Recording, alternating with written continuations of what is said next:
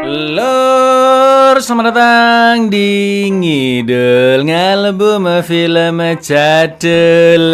Ya, apa kabar lu? Sehat-sehat ya habis keluarga ya? Balik mana ambil aku Icang dengan quotes hari ini. Hidupmu sedang buruk, Lur. Tetaplah semangat karena siapa tahu besok lebih buruk lagi. Sesuai requestan dari kalian, kali ini kita akan mengidul film bergenre action thriller yaitu Atomic Blonde tahun 2017. Berlatar di ujung konflik perang dingin di Berlin beberapa hari sebelum runtuhnya tembok Berlin. Seorang agen MI6 atau intelijen Inggris dibunuh oleh seorang agen rahasia Soviet KGB untuk merebut sebuah daftar berisi identitas semua agen rahasia yang aktif di Berlin dari semua kubu. Seorang wanita agen MI6 pun diutus untuk merebut daftar itu dari si pembunuh bersama rekannya yang juga agen rahasia Inggris. Seperti apakah pertarungan antar intel ini terjadi? Langsung kita ke requestan salam dari dulurku Mas Fatah Channel ya, Cak. Titip salam buat Nabila. Jika tidak denganmu maka tidak dengan siapapun. Bucin kan, bucin udah ini. Si Nabilanya gimana dulu, Lur? Anda jangan begitu dulu. Jangan-jangan Nabila mikirnya mending dengan siapapun daripada denganmu. Ayo lo. Ayo lo. Monggo sekejaken. Follow me! Come.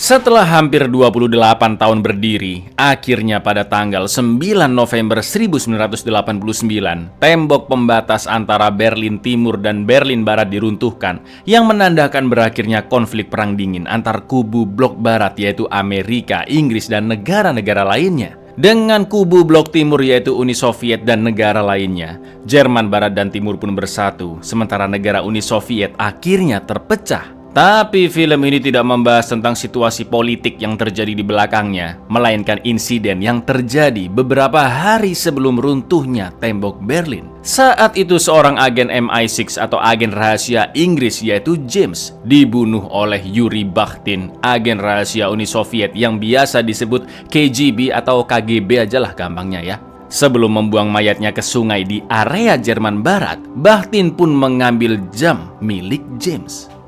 Mr. Gorbachev found this wall.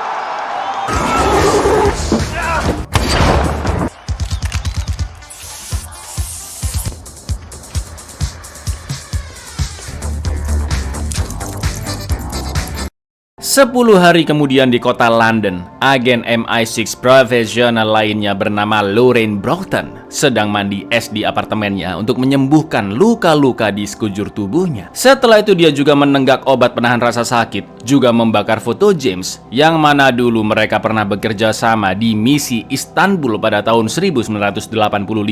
Setelah selesai bersiap, Lorraine pun memakai mantel putih ciri khasnya dan OTW menemui atasannya di MI6 yaitu Eric di kantornya. Dan inilah si pirang dahsyat.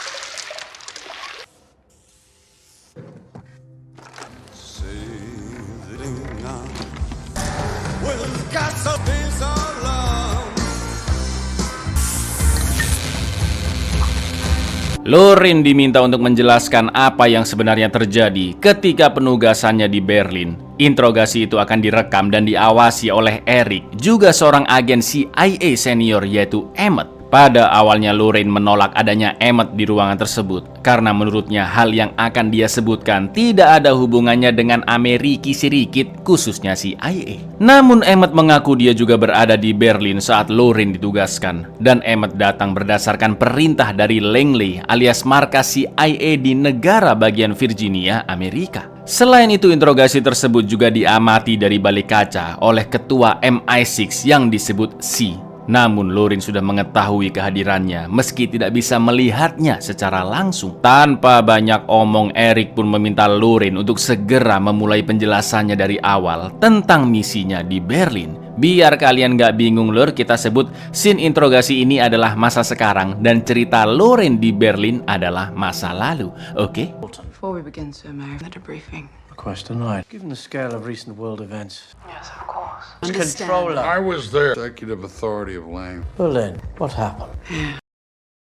Sebelum kita lanjut, Lur, sebaiknya kita belajar sejarah dulu lah ya, biar ente ngerti apa yang sebenarnya terjadi ketika Perang Dingin khususnya di Berlin, Lur. Jadi setelah Perang Dunia Kedua, Jerman terpisah menjadi dua negara, yaitu Jerman Timur yang dipengaruhi oleh Uni Soviet, serta Jerman Barat yang diduduki oleh blok Barat, yaitu Amerika, Inggris, Prancis, dan negara-negara blok Barat lainnya. Sedangkan ibu kota Jerman yaitu Berlin yang berada di area Jerman Timur juga terpisah menjadi dua, Lur, yaitu Berlin Timur dan Berlin Barat yang dikelilingi oleh tembok Berlin. Pada masa itu orang-orang yang tertindas di Berlin Timur dan Jerman Timur tidak bisa berpindah ke tempat yang lebih baik, yaitu Berlin Barat. Kurang mudeng juga, coba perhatikan peta satu ini, Lur. Gambar yang kiri peta keseluruhan Jerman yang dibagi dua, sedangkan yang kanan adalah peta ibu kota Berlin yang ada di Jerman Timur dan juga dibagi dua, Lur. Ingat-ingatnya gini aja lah, Timur itu Amerika, Inggris, Prancis, nah Barat itu Uni Soviet gitu ya.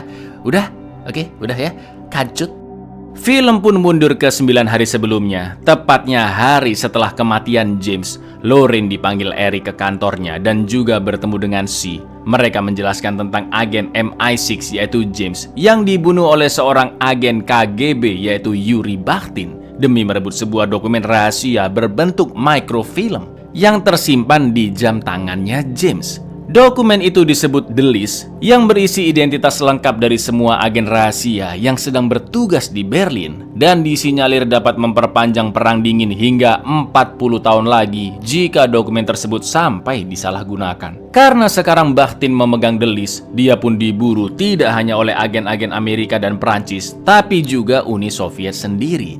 Nah, di hari kematian James, Lur, sebelum dia terbunuh oleh Bakhtin, James mendapatkan The List dari seorang agen rahasia Jerman Timur yang membelot yang dipanggil Spyglass, di mana MI6 sepakat untuk memberikan kekebalan diplomatik kepadanya karena berani memberikan The List ke kubu blok Barat. Rencananya Spyglass dan keluarganya akan dipindah ke Berlin Barat oleh agen MI6 yang sedang bertugas di Berlin Timur, yaitu David Percival. Tapi karena James mati dan The List tidak sampai ke tangan Percival karena dicolong oleh Bakhtin, maka Spyglass dan keluarganya batal dibawa ke Berlin Barat.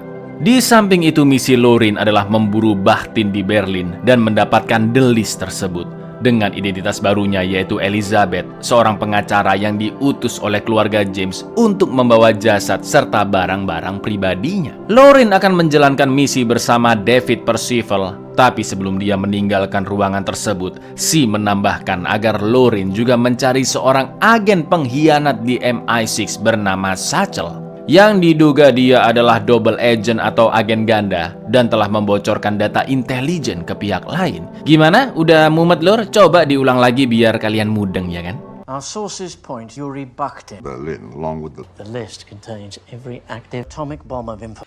Your mission is to connect with Percival. Do whatever it takes. Who's Percival? He's our number one and he's your point of contact now. I want Satchel, dead or alive. Sementara itu di Berlin Timur, ketika sedang menemui Percival di markasnya yang penuh orang party-party, Spyglass mengaku telah mengingat semua detail isi di dalam The List. Awalnya Percival tidak percaya, namun Spyglass bisa membuktikan ingatannya dengan menceritakan keseharian Percival yang tertulis di dokumen tersebut. Lalu tiba-tiba mereka semua bubar karena ada polisi Jerman Timur datang yang akan menangkap orang-orang di sana. Alih-alih kabur bersama Spyglass, Percival berencana menggunakan kesempatan tersebut untuk menyusup ke Jerman Barat. Pertama, ketika dua polisi menghampirinya, Percival langsung menyerang mereka hingga tak sadarkan diri dan memakai baju polisi tersebut. Lalu Percival mengendarai mobil polisi hingga ke dekat tembok Berlin, membuat pengalian dengan membakar mobil, yang akhirnya Percival berhasil menyelinap ke dalam saluran air bawah tanah menuju ke Jerman Barat. Follow me!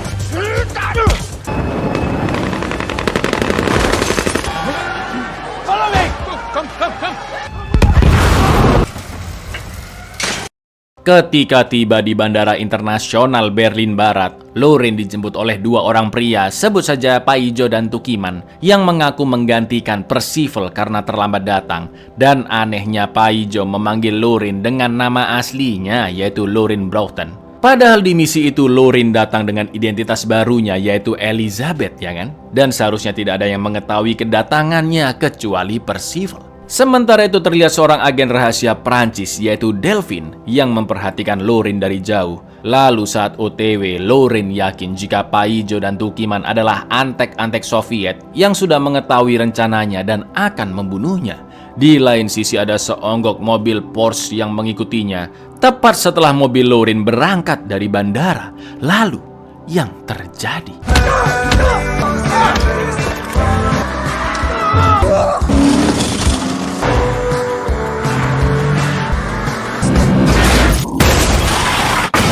Ternyata yang mengendarai mobil Porsche adalah Percival. Dia pun menghampiri Lorin yang untungnya masih sehat walafiat sambil memindahkan Paijo yang pingsan ke bagasi mobilnya. Lorin pun sempat ngomel karena baru aja datang identitas asli mereka berdua sudah diketahui oleh musuh. Saat OTW mengantar Lorin ke hotel, Percival merasa janggal dengan misi Lorin untuk merebut The List. Padahal dia akan segera dipulangkan setelah mengambil jasad James sesuai apa yang ditulis di visanya. Akan tetapi Lorin tidak mengambil pusing dengan masalah tersebut dan bagaimanapun caranya harus menyelesaikan misinya mengambil The List. Sebelum menurunkan Lorin di hotelnya, Percival membuang Paijo terlebih dahulu di dekat kantor milik Soviet untuk menggertak pihak musuh jika agen utusan mereka berhasil ditumbangkan.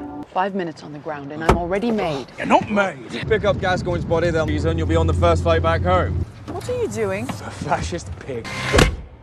Di Berlin Timur, setelah insiden penangkapan semalam di tempat partinya Percival, agen KGB yaitu Bremovich menginterogasi dan membunuh salah satu orang yang tertangkap untuk mencari informasi di mana keberadaan Spyglass sekarang. Selain itu, Bremovich juga menyuruh bawahan-bawahannya agar memburu Bakhtin yang sama-sama dianggap pengkhianat karena menggunakan The List untuk kepentingannya sendiri. Diesen Mann ist ein Verräter. Kennst du ihn?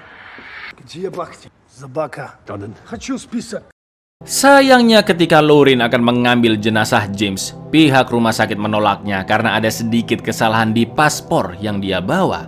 Saat itu lagi-lagi agen Perancis Delphine diam-diam membuntuti Lorin dari jauh. Dengan terpaksa Lorin pun kembali ke hotelnya. Tapi setelah dia selesai mandi, Lorin pun terkejut melihat Percival yang tiba-tiba ada di kamarnya. Dan Lorin pun langsung menghantamnya.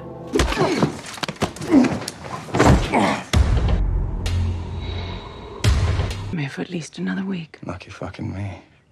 I see you found a way to 16 when it should have said 76. Ternyata Lorin sengaja mengubah nomor di paspornya menjadi 76 yang seharusnya 16 agar dia tetap bisa tinggal di Berlin Barat sementara waktu untuk mencari The List. Selain itu, anehnya Percival mengaku tidak pernah bertemu dengan Spyglass. Padahal jelas-jelas tadi kita lihat di awal film Percival sempat ngobrol dengan Spyglass saat pesta, ya kan? Percival juga tidak menggubris Lorin yang menanyakan tentang wanita yang selalu menguntitnya yaitu Delphine. Setelah itu Lorin pun pergi menemui seseorang yang disebut Watchmaker dan memintanya untuk membuat sebuah jam agar bisa menyeberang ke timur melewati tembok Berlin. Dan Watchmaker pun meminta Lorin kembali lagi esok hari sebelum tokonya tutup. What do you know about this woman who's been following me? And you should do the math. No spyglass. Never met the fact he was James's. I'd like to purchase a watch network in East Berlin. Ketika Lorin sedang bubuk, TV di hotelnya menunjukkan situasi amukan massa di Berlin Timur yang semakin kacau. Selain itu, Lorin juga bermimpi tentang James yang sedang berasal dengannya. Dan James mengatakan jika dia mengenal sosok misterius yang dipanggil Satchel. We know who Satchel is. Esok harinya Lorin mendatangi apartemen James, namun tidak mendapatkan petunjuk apa-apa tentang The List maupun tentang Satchel, seorang double agent di MI6. Akan tetapi dia menemukan foto James yang sedang berburu hewan bersama Percival, dan itu artinya mereka berdua saling kenal. Tak lama kemudian tiba-tiba datanglah sekelompok polisi menuju apartemen James, dan Lorin pun yakin jika polisi-polisi itu dipanggil atas laporan Percival. Karena hanya dia yang tahu jika pagi itu Lorin akan mendatangi kediaman James. Alih-alih kabur begitu saja, Lorin pun akan menghadapi mereka sendirian dan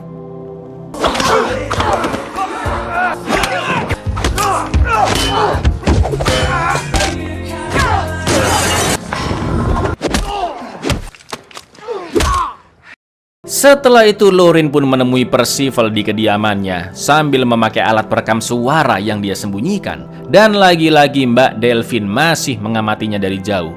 Di sana Percival mengatakan bahwa dia akan mengamati keadaan terlebih dahulu dan baru akan membuat keputusan jika Bakhtin sudah mulai bertindak. Karena sepertinya Bakhtin masih merahasiakan rencananya, bahkan pihak Soviet sendiri ikut memburu Bakhtin Lur karena masih belum mendapatkan delisnya. Lalu ketika Lauren memberitai temuan foto James bersama Percival, dengan entengnya Percival menjawab, "Oh iya, aku lupa ngasih tahu ente nih loh, kita emang udah temenan lama sebenarnya," kata Percival Lur. Melihat semua gelagatnya, Lauren pun jadi tidak percaya sepenuhnya dengan Percival. Meskipun atasannya Eric menyuruh Lauren untuk bekerja sama dengan Percival dalam misi di Berlin. So what did you find in Gascoigne's apartment? Two of you together for years. What have you found on Bakhtin? Bakhtin wanted the Russians to have that. This whole hungover, sure play, don't know which way. Selanjutnya Lauren mendatangi Central Cafe untuk mencari informasi tentang Bakhtin dari kubu Soviet. Lauren pun sempat dihampiri Bremovich yang merasa agak curiga dengan gelagatnya. Tak lama kemudian Delphine pun datang dan mengaku sebagai sohibnya Lauren agar Bremovich tidak mencurigainya lagi, lalu mengusirnya dari sana. Meskipun Delphine tidak menjelaskan siapa dirinya sebenarnya, namun Lauren mengetahui jika Delphine lah yang selama ini menguntitnya. Lauren yakin jika wanita itu adalah agen rahasia Prancis dari nama serta logatnya. Mereka pun sempat ngobrol-ngobrol sebentar, lalu Delphine mengajaknya untuk ke klub malam milik temannya. Namun Lauren menolak pergi saat itu, yang akhirnya mereka pun sepakat bertemu di klub tersebut besok malam. Ladies, Berlin is a small place. I'm sure cross again. Delphine Lassalle, pleased to meet you.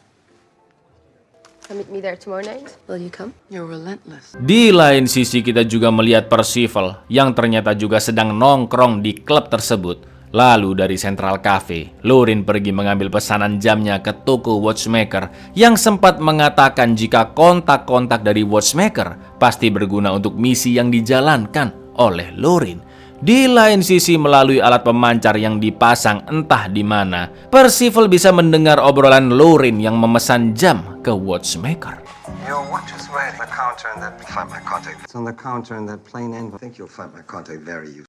Besoknya Lauren melewati tembok Berlin menuju Berlin Timur, lalu pergi ke lokasi sesuai koordinat yang disembunyikan oleh watchmaker di dalam jam buatannya. Akan tetapi Bremovich yang sejak awal sudah curiga menyuruh krucu-krucunya untuk menangkap Lauren saat itu juga. Sebagai agen rahasia yang profesional, Lauren pun sadar ada yang menguntitnya dan langsung bersembunyi di sebuah bioskop. Lalu yang terjadi?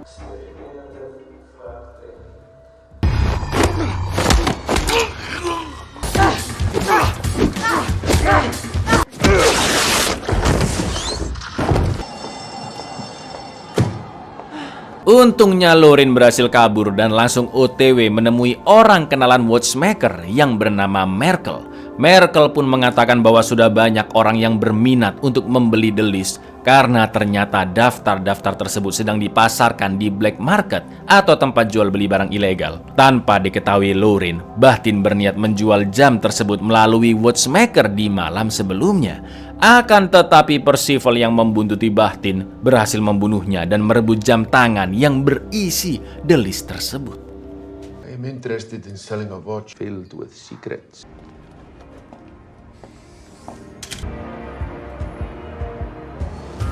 Are you following me? Fucking list.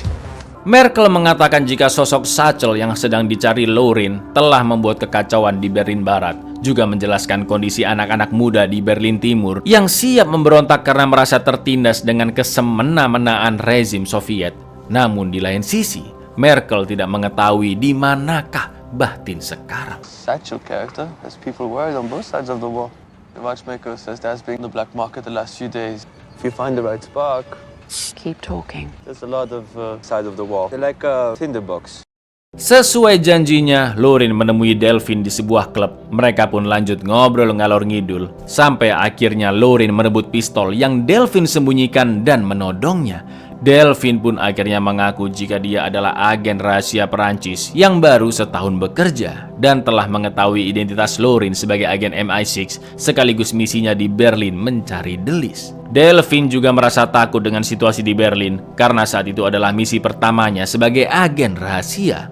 Scene pun beralih ke masa sekarang, Lur, di mana Lauren sedang menjelaskan misinya di Berlin seperti di awal film. Di depan atasannya yaitu Eric dan agen CIA yaitu Emmett. Lauren mengaku jika dia tidak mendapatkan informasi apa-apa dari Delphine, padahal sebenarnya Delphine sempat mengatakan sesuatu tentang identitas Percival.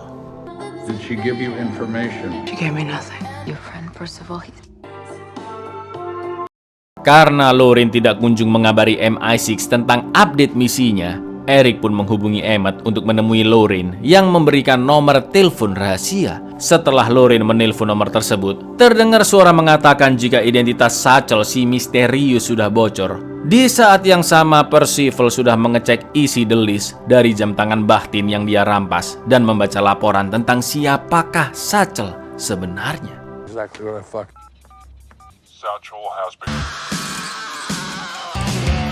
Malam itu juga Percival mengajak Lauren bertemu di bar. Lauren pun membahas Bakhtin yang sudah ditemukan dalam keadaan tewas. Namun Percival tidak menggubrisnya karena yang terpenting sekarang adalah menemukan spyglass. Padahal yang bunuh Bakhtin adalah Percival, ya kan, Dur? Pada akhirnya Percival mengaku jika dia telah bertemu dengan spyglass dan sekarang dia harus ditemukan karena spyglass sudah menghafalkan seluruh isi dari The List serta ingin menyeberang dari Berlin Timur ke Berlin Barat, yang mana artinya The List kemungkinan akan bocor nantinya jika spyglass sampai tertangkap, apalagi dia sedang diburu oleh agen KGB yaitu Bremovich dan kawan-kawannya. Satu-satunya cara untuk mengamankan spyglass adalah saat dia akan menyeberang tembok Berlin. Lauren dan Percival pun sepakat untuk menggunakan demo besar-besaran di Berlin Timur yang akan terjadi esok hari sebagai pengalih.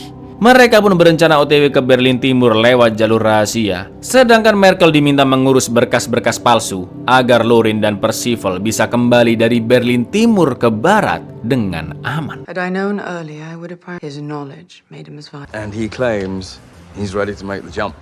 Di masa sekarang, setelah mendengar cerita Lauren, Eric pun mengatakan bahwa malam itu ketika Lauren dan Percival ketemuan, Percival sempat menelpon Eric dan melapor jika dia sudah mendapatkan The List, juga sudah mengetahui siapakah identitas Satchel sebenarnya. Lauren pun hanya terdiam dan menyayangkan karena tidak ada yang memberitahunya sama sekali tentang hal tersebut. Ternyata di malam itu Percival juga menemui Bremovich dan membahas The List, yang mana artinya Percival adalah agen MI6 yang berkhianat kepada Soviet. David Percival that evening, and he knew the identity. And no one thought to tell me. I can give you information now. Are you in? Kembali lagi ke masa lalu, Lauren yang waktu itu belum tahu jika Percival sudah mendapatkan The List pergi ke Berlin Timur lewat jalur rahasia sesuai rencana sebelumnya dengan Percival. Setelah itu mereka pun menemui Merkel untuk dibuatkan dokumen palsu supaya mereka bisa kembali ke Berlin Barat dengan lancar. Di sana Lauren juga bertemu dengan spyglass yang sebentar lagi akan dipindahkan ke Berlin Barat. Lalu di saat yang sama Bremovich dan teman-temannya sudah bersiap menembak Lauren juga spyglass dari gedung seberang. Jelas mereka semua berada di sana karena Percival sudah memberitahu tentang rencana menyelundupkan spyglass di hari itu, dan tidak ada seorang pun yang tahu termasuk Lauren. Misi pengamanan spyglass menjadi agak ruwet karena Percival memaksa agar anak istri spyglass juga harus dibawa ke Berlin Barat, yang mana akhirnya spyglass pun akan menyeberang dengan Lauren, sedangkan keluarganya bersama Percival yang menyamar sebagai polisi Berlin Timur. Sementara itu orang-orang KGB bawahan Bremovich sudah bersiap menembak spyglass. Lalu yang terjadi?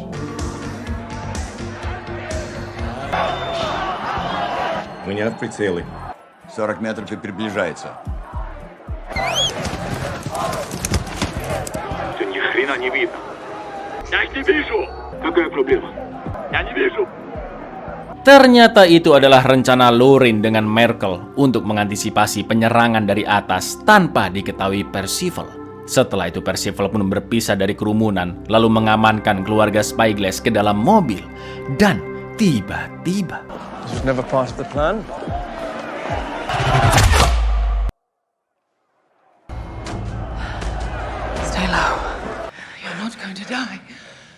stay here. Ya, karena orang-orang KGB tidak bisa menembak ke arah massa, Percival pun akhirnya menembak Spyglass secara diam-diam. Gak pakai lama, Lauren langsung membawa Spyglass keluar barisan dan masuk ke gedung tempat orang-orang KGB berada. Dengan terpaksa Spyglass ditinggal di lantai dasar dan Lauren pun naik ke lantai atas untuk menghabisi semua prajurit KGB.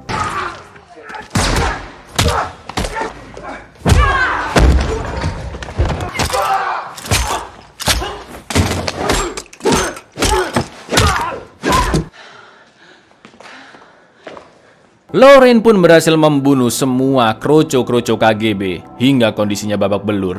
Lalu dia pun mengambil mobil polisi Berlin Timur dan segera kabur dari sana bersama Spyglass yang luka tembak di perutnya semakin parah. Tak lama kemudian mereka pun dikejar beberapa mobil utusan KGB sampai akhirnya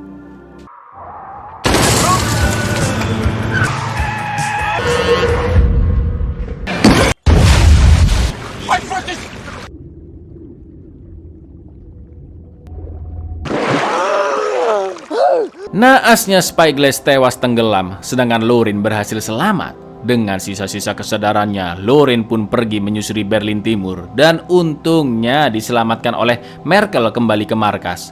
Hari itu juga Merkel akan mengantarkan Lauren ke hotelnya di Berlin Barat dengan menyamar sebagai pejabat kedubes menggunakan mobil Volvo yang memang sering digunakan orang-orang penting pada masa itu, lur. Sementara itu Percival pura-pura terkejut ketika Spyglass tewas, padahal itu memang bagian dari rencananya ya kan. Lalu Emmett pun menyuruh Percival memburu Lauren yang berhasil lolos karena diduga mengetahui sebagian isi the list dari Spyglass.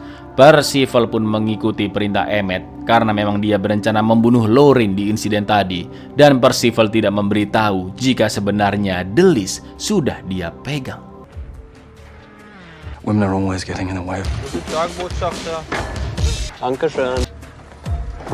We need that list. Setelah kejadian tadi, Lauren pun akhirnya yakin jika Percival adalah pengkhianat di MI6 yang telah bekerja sama dengan KGB. Karena gerak-geriknya sangat mencurigakan dan juga ditemukannya alat penyadap di dalam kerah mantelnya Lauren, yang mana Percival pasti meletakkannya saat Lauren pergi ke rumah Percival dan sempat memegang mantelnya. Maka dari itu kita sempat melihat scene Percival yang menguping pembicaraan Lauren ketika sedang memesan jam ke watchmaker. Di lain sisi pada malam itu, tepatnya pada tanggal 9 November 1989, tembok Berlin pun akhirnya runtuh setelah 28 tahun memisahkan Berlin Barat dan Timur. The wall is coming down.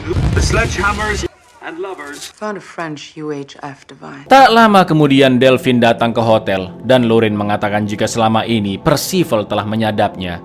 Itu artinya Percival juga mendengar percakapan Delphine ketika sedang bersama Lauren. Lauren pun menyuruh Delphine untuk menyelamatkan diri keluar dari Berlin sebelum dicelakai oleh Percival. Namun Delphine tidak kenal takut dan malah menantang Percival via telepon. He set us both up. You have to leave while you can. Don't underestimate. You said better than you think. Selanjutnya Lauren pun pergi ke rumah Percival, tapi tidak ada siapa-siapa di sana. Sementara itu setelah memasukkan beberapa foto ke dalam amplop dan menuliskannya dengan nama Lauren, Delphine pun membereskan barang-barangnya dan akan segera pergi dari Berlin. Tapi tiba-tiba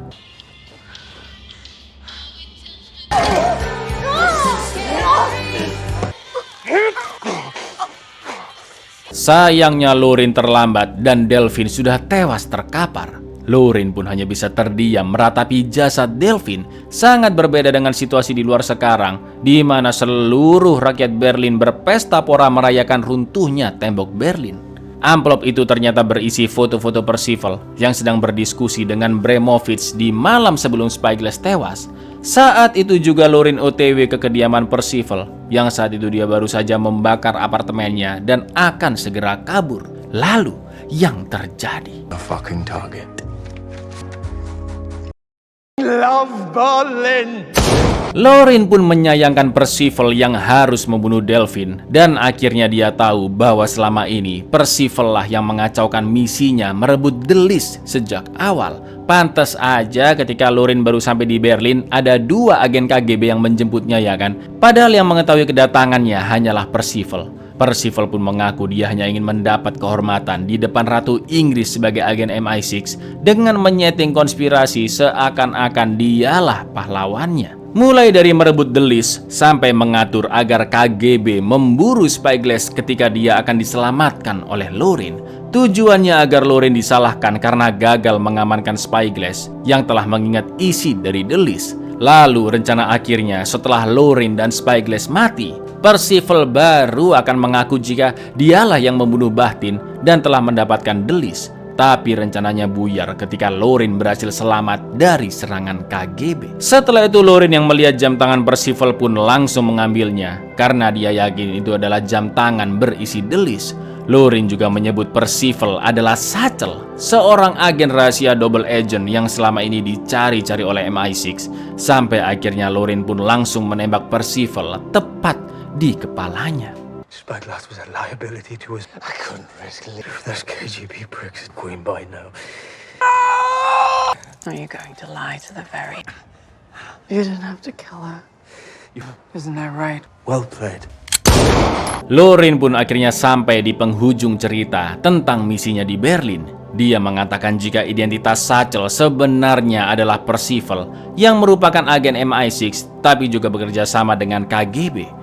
Eric pun sempat menyalahkan Lorin yang berhasil membunuh rekannya sesama agen MI6. Namun jelas posisi Lorin lebih kuat ya kan? Karena dia memiliki bukti foto-foto yang diambil oleh Delphine bahwa Percival diam-diam menemui agen KGB yaitu Bremovich. Di samping itu Lorin mengaku jika The List tidak pernah ditemukan dan Percival juga tidak memilikinya. Karena kalau kalian telah lagi lur, tidak ada seorang pun yang tahu bahwa Percival telah membunuh Bahtin dan merampas jam tangan berisi The List. Bahkan Lorin mengetahui jam itu ada di Percival sesaat sebelum membunuhnya. Melihat semua foto-foto bukti tersebut, Eric pun hanya bisa terdiam. Sedangkan ketua MI6 yaitu C akhirnya menutup kasus ini seakan-akan tidak pernah ada. Termasuk misi yang Lorin jalankan beserta pertemuan hari itu. Karena tidak ada bukti konkret tentang keberadaan The List, bahkan Spyglass yang telah menghafal daftar itu pun tidak menulisnya kembali di kertas atau memberitahu siapapun tentang isinya. Selain itu, C menutup kasus ini juga karena MI6 bisa-bisa tercoreng karena ternyata agen rahasia Percival yang dianggap paling bisa dipercaya ternyata adalah seorang pengkhianat yang membantu pihak Soviet. You killed our head of... You'd better have hard proof. Percival meeting with Bremovich the day Percival was Satchel. Where's the list? I don't know. I'm putting you on leave. We'll start the next well rested. We're choosing to bury this one. Your mission, this conversation never happened. 3 hari kemudian, Lorin menemui Bremovich di Paris dan dia dipanggil Satchel lur. Maksudnya gimana? Ternyata selama ini diam-diam Lorin juga bekerja sama dengan KGB dan di malam itu dia memberikan jam berisi The List kepada Bremovich. Akan tetapi Bremovich langsung memanggil anak buahnya untuk membunuh Lorin karena Bremovich sudah mengetahui banyak hal tentang Lorin alias Satchel dari cerita Percival. Akan tetapi Bremovich pun terkejut saat mengecek jam tangan itu dan tidak menemukan The List di dalamnya. Lorin mengatakan bahwa dia sudah lama mempermainkan Bremovich juga KGB dengan memberikan mereka beragam informasi palsu, termasuk jam tangan The List tersebut yang ternyata palsu. Dan yang terjadi,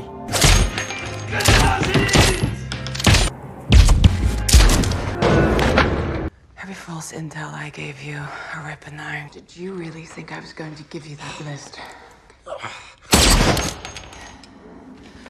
Setelah itu Lorin naik ke seonggok pesawat pribadi yang menuju ke markas CIA di Langley. Dan terlihat Emmett yang memasukkan jam tangan ke dalam sakunya lur.